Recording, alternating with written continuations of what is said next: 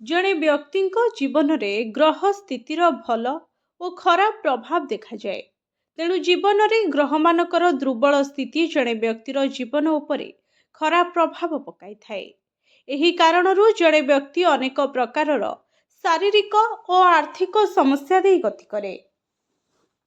ज्योतिष शास्त्र रे एहीपरि अनेक प्रकार कहुଯାଇଛି, जहाँ जड़े व्यक्ति जीवन में अनेक प्रकार समस्या मुक्ति पाई थाए।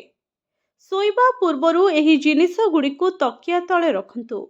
ज्योतिष शास्त्र रे एहीपरि अनेक प्रतिकार दिया जाइछि, जेउ कारणरू सेही व्यक्तिंक राशि फल रे ग्रह माने शांत होइथांती और सेमाने शुभ फलाफल मध्य दियंती।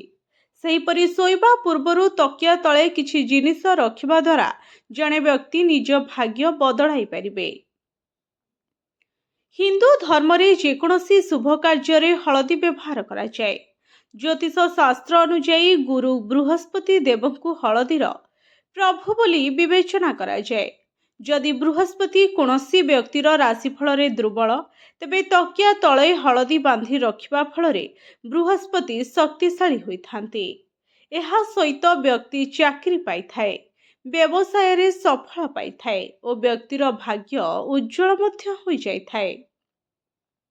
विश्वास करा जाए जे राशि रे शुक्र ग्रह को मजबूत करबा पई जणे व्यक्तिंक निकटरे एक रूपा माछ रखिबा शुभ अटे।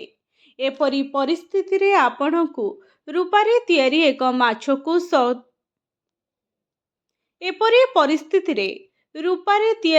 माछ को तकिया तले रखंतु। आहुरी मध्य एक रूपा पात्र रे पानी भरी खट तले रखि दियंतु। यह राशि रे शुक्र ग्रह को मजबूत करे। यह जीवन रे सुख, समृद्धता, अपारगता एवं सौंदर्य आनी थाए। Bureau report, SGTV Odia.